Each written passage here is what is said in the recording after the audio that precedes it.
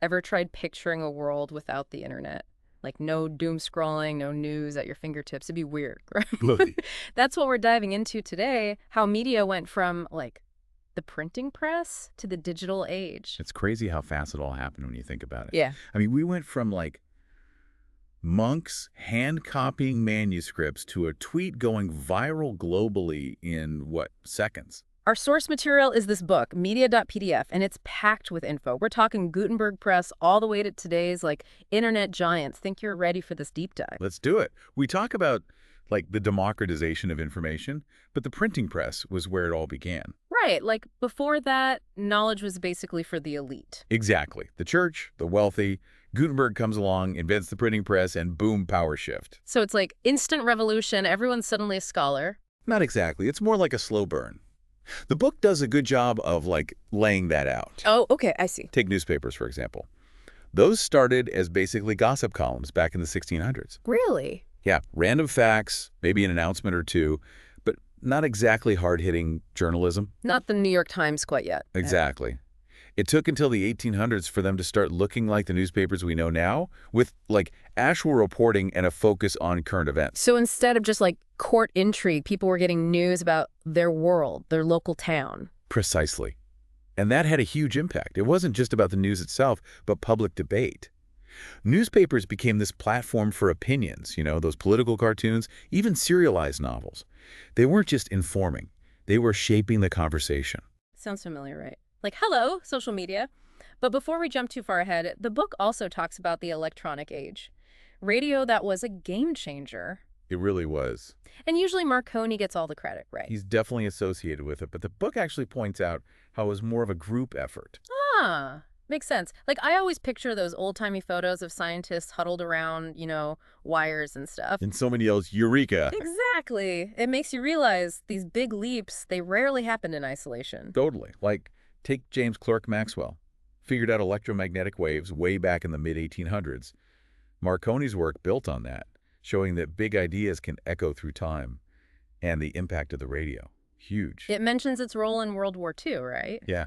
Yeah, families huddled around their radios, getting news as it happened. It really drove home the power of real-time information, for better or worse. You also had things like those fireside chats during the Depression. Oh, right, with FDR. Yeah, it created this sense of intimacy between leaders and the public. So radio wasn't just broadcasting. It was reshaping how we experience the world. And then, bam, television. And that wasn't a slow burn, was it? It felt like it took over the world in the blink of an eye. It's mind-boggling how fast it went from like a lab experiment to being in everyone's living room. I know. And another collaborative effort too, right? Weren't Farnsworth and Zworykin involved? That's right. They were key players. I've always wondered, what was it about television that clicked so well? Like, radio had that instant connection, but TV added that visual element? It was a whole new level of storytelling. Suddenly, you weren't just hearing about events, you were seeing them. Right there in your living room. Exactly. News became more immediate, entertainment was more captivating, the world felt both bigger and closer than ever before. But even with its impact, television was just setting the stage. For the internet. The ultimate game changer. And again, we tend to give all the credit to one person. Tim Berners-Lee, right? The World Wide Web guy. He deserves a ton of credit, that's for sure. Yeah. But the book emphasizes that the internet wasn't a solo act either. Like, before Berners-Lee, you had ARPANET. Right, that early network. Exactly. It was all about building on what came before. And one of the most significant impacts of this new interconnected world was on commerce. The birth of e-commerce during the dot-com boom in the 90s. Man, what a time. I remember those days. It was like suddenly you could buy anything from anywhere with just a few clicks. I know. It's wild to think how quickly we adapted to buying stuff online. It wasn't that long ago that people were afraid to even put their credit card info into a website. Oh, totally. But that's the thing, right? This rapid evolution, it comes with its own set of challenges. Absolutely. It's like opening Pandora's box. It is. A whole new world of possibilities, but also, potential downsides. And the book digs into all of that. It's like opening Pandora's box, right? You've got this whole new world of possibilities, but also there's that potential for things to go sideways. And the book, it really dives into that, especially when it comes to the internet and like how it changed the news game. Remember those early blogs? Yeah. Like Everyone and their grandma had something to say. Oh, totally. It was like the Wild West of sharing your opinion. You'd go from reading a recipe to like someone dissecting quantum physics, all in the span of like 5 minutes. It was a lot. Mm. So like, how did actual news outlets deal with that? Well, some of them, they adapted. They started incorporating blogs using social media. Others, not so much. They struggled to keep up. But it definitely highlighted a major shift. The gatekeepers were losing their grip. Because it wasn't just about who had the biggest printing press anymore. Exactly. And then social media comes along. Yeah. And the book argues that it took this whole democratization thing to a whole other level. Because now it's not just about sharing your thoughts, it's doing it with like a potential audience of millions. And instantly. Yeah. In real time. It's kind of mind-blowing when you think about it. Like, the book talks about the Arab Spring, how platforms like Facebook and Twitter, they became organizing tools for protests. People were sharing info even when traditional media was being censored. It was like a digital revolution happening right there on our screens. Exactly. But like any powerful tool, there's always the flip side. Like, think about how fast misinformation can spread now. Oh, for sure. It's way too easy to spread, like rumors and stuff. And the book, it calls it the illusory truth effect. Basically, the more we see something repeated, the more likely we are to believe it's true. Even if it's totally bogus. Exactly. And our own brains don't help much either. We've got the confirmation bias thing going on. It's that tendency to be drawn to information that already lines up with what we believe. So we're more likely to fall for fake news if it confirms our existing worldview. So we end up in these echo chambers, just hearing what we want to hear. How do we break out of that? Well, the book suggests a few things, like media literacy is huge, questioning sources, double-checking facts, fact-checking websites can help, and even like those algorithms that flag iffy content. Okay, so it's on us to be savvy, but tech has a role to play too. Exactly. And let's not forget the whole human element to all of this. Like, Yeah. the book talks about the psychology behind fake news, how it plays on our emotions. Oh, totally. Like those headlines that are designed to make you angry or scared, you're way more likely to share those, even if they're not even true. It's like emotional clickbait. It really is. And the crazier the claim, the more attention it gets. Exactly. It's kind of depressing, honestly. Like, is there anything we can do besides be suspicious of everything we see online? Critical thinking is key, my friend. We've got to be willing to engage with different viewpoints, even those we disagree with. So if something seems a little too good to be true, or maybe it just confirms our biases a little too perfectly, Do a little digging. See what other sources are saying. Don't just take one article or one social media post as gospel. easier said than done, but you're right. And speaking of control, the book also gets into this whole thing about media ownership, and it's kind of scary. Like, 6 corporations control most of the media in the U.S. That's wild. It's definitely a valid concern. When you have a handful of companies shaping the narrative, it makes you wonder, like, whose voices are we hearing and whose are being left out? It's like that saying, he who controls the media controls the minds of the people. Exactly. And it's not just an American issue either. We see media consolidation happening all over the world, which has big implications for freedom of speech and, like, the diversity of viewpoints that are out there. Right, because if everyone is getting their news from the same few sources... It limits our understanding of the world. Yeah. And the book argues that it's on us, the consumers, to demand better. So, like, supporting independent media, seeking out diverse voices, all that good stuff. Exactly. We need to be proactive about where we get our information from. For sure. But this kind of ties back to something you mentioned earlier, that whole panopticon thing with the internet. Can you explain that for people who might not know what you're talking about? Oh, yeah, the panopticon. It's this concept from way back, this philosopher Jeremy Bentham.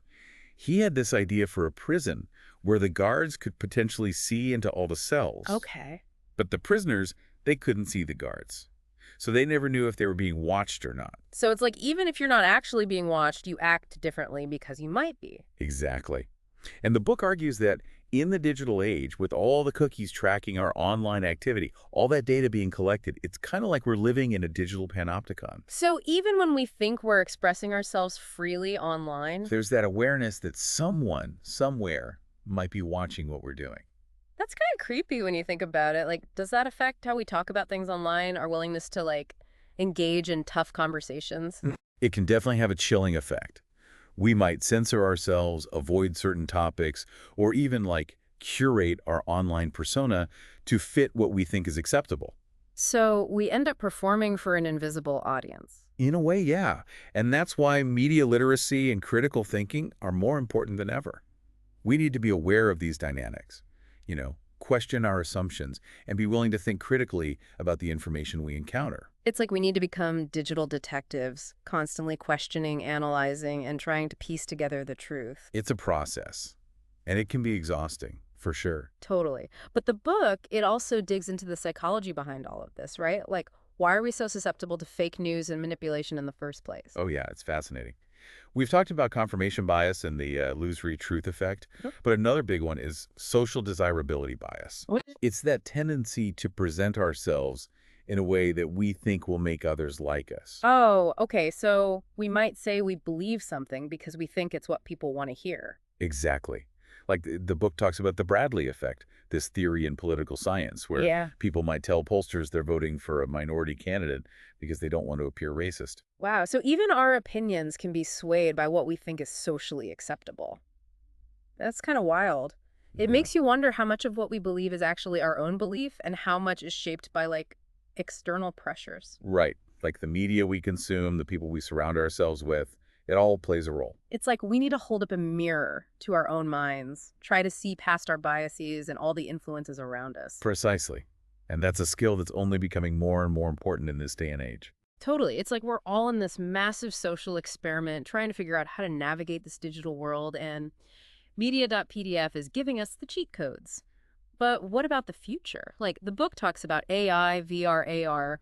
It sounds like those are going to completely change the game again. It's like we're all in this massive social experiment trying to figure out how to navigate this digital world, and media.pdf is giving us the cheat codes.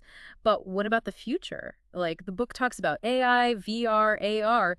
It sounds like those are going to completely change the game again. Oh, yeah. They're not just buzzwords anymore. They're about to be our new reality. Take AI, for example. It's already curating our news feeds, Yeah. tailoring ads to what we like. Those algorithms are getting smarter all the time. It's kind of impressive, but also a little creepy. Like, how much is AI already shaping how I see the world without me even knowing it? That's the question, isn't it? And the book talks about filter bubbles. Remember those? It's that whole echo chamber thing online where we're only seeing stuff that reinforces what we already believe. Right. AI can make those bubbles even stronger, so we're less likely to see different perspectives. So it's not just that AI is giving us information, it's choosing what kind of information we see based on what it thinks we want to see. Exactly. Yeah. Like having a personal shopper for your brain, which sounds kind of cool, but like what does that do to our critical thinking skills? Right. And how do we make informed decisions if we're only getting part of the picture? We need some serious rules for AI and media, or we risk getting lost in a sea of, like, personalized propaganda. I'm with you on that. Hmm. And then you've got VR and AR. Yeah. Those could be as big a change as the internet itself. Man, you like stepping into a news story, experiencing it firsthand through VR. Whoa, from reading about something to actually feeling like you're there. That's wild. Right. Talk about immersive journalism. And AR could like overlay information onto the real world. You could be walking down the street and your phone would show you info about businesses you're passing by or like historical facts about the buildings. So it's like the whole internet is superimposed on your everyday life. That's kind of mind-blowing. But are we losing something with all this futuristic stuff? Because the book also talks about this shift from passive to active media consumption. It's a good point. Mm. And it cuts both ways. Mm. On the one hand, we're not just sitting back and absorbing information anymore. We're creating it, sharing it, commenting on it, which is empowering, but it also means we're constantly bombarded with stuff. Like we're all part of the news cycle now, whether we like it or not. Exactly. And that changes everything. How we learn, how we form our opinions, how we interact with each other. The book argues that this constant engagement can be really stimulating, but also totally overwhelming. So we need to be more mindful about how we're using media. It's not just turning off notifications, but like actively choosing what we let into our heads, you know? We got to reclaim our attention spans. Yeah. Speaking of which, the book also gets into this whole rise of user-generated content platforms like YouTube, TikTok, Instagram. They've turned everyone into a potential, like, media mogul. It's true. Anyone with a smartphone can create a video that goes viral or like starts a movement. It's kind of amazing when you think about it. Right. It's the ultimate democratization of storytelling. We've gone from a world controlled by a few big media companies to a world where anyone can find an audience. But that also means we have to be even more careful about the content we consume. With so much out there, how do we know what's real, what's fake, what's worth our time? That's where media literacy comes in. and critical thinking, and a healthy dose of skepticism. We need to be aware of bias in any media, especially when it's coming from an individual, not a big news organization.